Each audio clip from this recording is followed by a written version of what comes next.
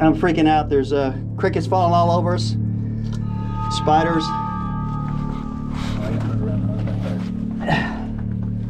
It's like a dead bat or something.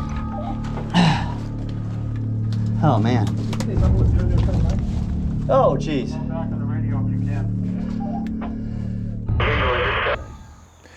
Well, knowing that there's not too much information about what's down there, and the fact that it was found on the property and no one really has a lot of information, knowing this is North Georgia, and there used to be moonshine runs around here, it just seemed like a great opportunity to see what's down there and what it might have been. I have a lot of experience in exploring caves, and I really don't know what we're going to find out when we go into this particular cave. I've never been here before, and so I do have some experience, but every time you go into a cave you've never been in before, you just don't know what to expect. We do several things to prevent injuries in these things, such as a helmet, have leather gloves on, and we use insecticides like DEET to prevent, hopefully, mosquito bites and things of that type. Gear up, protective equipment, those type things. Adequate lighting is very important. Usually take 3 sources of lights when you go into a cave like this. One goes out, you've got another one. We have walkie-talkies for communication. Those are things that you kind of do from a preventative standpoint. Well, we're taking precautions by bringing extra flashlights, wearing hiking boots, long pants, things like that to try to help basically ensure that we're not going to run into things that might create problems as we go forward.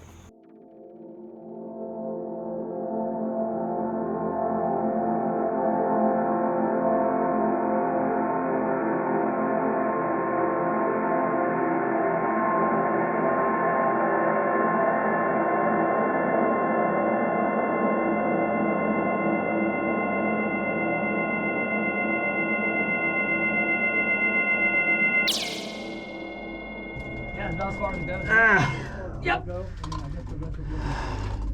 Yep. All right. Let's do this. So that's at least 20 feet down.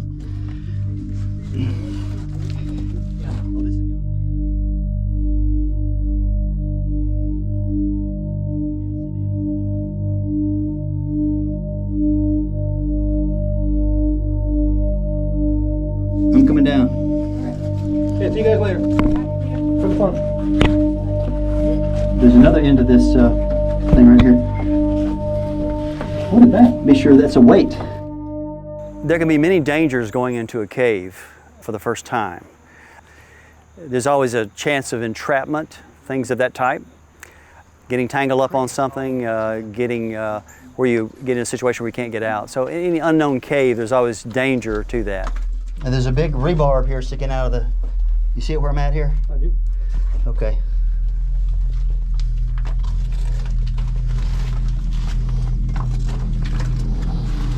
Lots of crickets. Ah! Yeah. I'm freaking out. There's crickets falling all over us. Spiders. Got lots of covering all over the exposed skin. Hopefully we won't get bitten. Oh man. Oh geez. Yeah, we're just hanging onto a rope, Steve. There's a big long tunnel here. Some of the things you can be concerned about is maybe there could be a snake, a bed of snakes down there. There could be insects, there could be recluse spiders. Don't know what to expect when you go in. Not to even mention the unknown formations, if there's formations down there, rocks that you could trip on, break an ankle or something like that. So there's always dangers in a situation like this.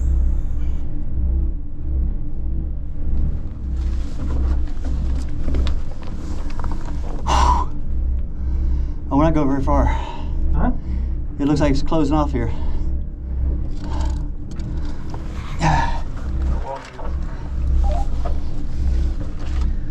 Oh man, these things are falling all over the place, aren't they? You know, there's always a concern about getting stuck in a cave. We don't know how far to go, but if it starts getting too narrow and there's a potential of getting stuck in a cave, then that's when we want to turn around and come back.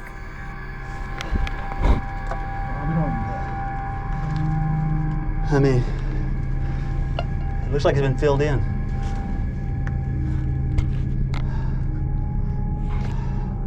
I see light coming in ahead there. And this is a man-made tunnel, and this right here, maybe 3 foot wide, about 3 foot, gets narrowed down to 1.5 feet. You'd have to do a belly crawl to get beyond that area. And look at those crickets, man. Down at the other end, as we got closer to the end, as Jim mentioned, it was getting narrower and narrower and the ceiling level was coming down. We think that dirt might have come in from the outside and filled in, and therefore we really would have had to crawl, and plus it was like the ceiling was totally filled with crickets. Interesting. Well, there we are. That's what I was afraid of, is what could be too dramatic. And this is a man-made, like you say. and it's amazing, yeah, because it's carved out. It's perfectly carved all the way down. It's like it's a I think it's either goldmine or moonshine escape area. Obviously a man-made tunnel that went quite extensively, and I think Herb was mapping it out where it comes down and goes to the right, but it gradually gets narrower and narrower, but very tenuous going down though. You had to be very careful about not slipping and falling. And luckily there was a rope there that we were able to grab hold to, but it was very difficult along those lines.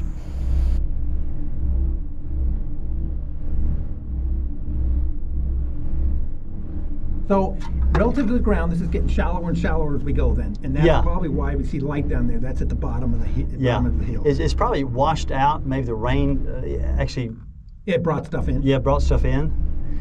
And that's where it ended and filled up with the dirt over time. Yep. I think you're right. And this used to be an escape route for something. When we get in the cave, there may be a point in time that we decide we need to turn around. There could be a large body of water, there could be some dangerous formations, dangerous things in the cave, and at that point in time, or if there's some malfunction of the equipment, we know that we need to turn around and come back. That would terminate the exploration.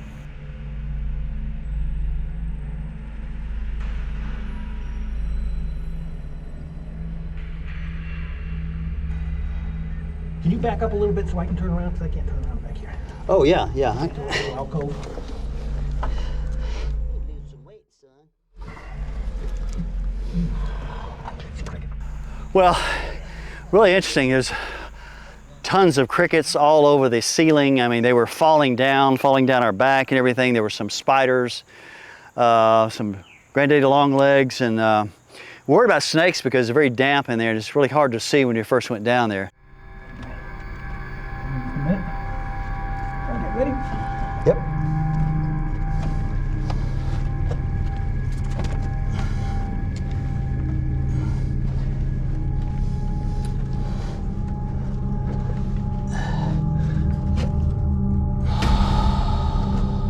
Okay, now.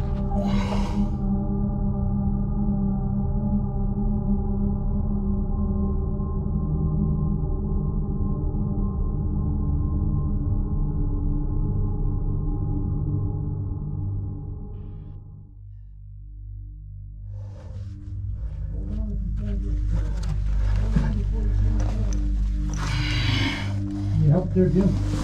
I got it. Oh. It's like a dead bat or something.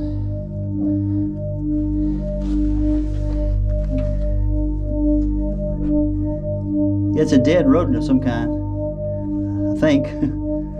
It's furry. We were in the cave for about 20 minutes, I would think, and I realized that it was time to turn around when the cave gradually got so narrow that we couldn't pass through this area. The interesting thing about it though, we could see some light in the distance, but there were crickets everywhere around. It was just too narrow to go any further. And I think we need to find out, it was a man-made cave, and so something, we don't know what's going on, but why did they make a man-made tunnel through there? It's either for moonshine stealing or maybe gold mining or some escape route, but with that opening at the end, it needs further exploration, I think. Yeah, a little tenuous here. Good thing we have the rope here. Lost my stick. Hope I don't need it. Another one? Let's see. Well, I see daylight. Still a chance of falling down. Cricket down the back. Oh, it's okay. Almost there. Herb, you still okay, man? Wow. See down. Woo! It's down Very there. narrow in that area. Many crickets.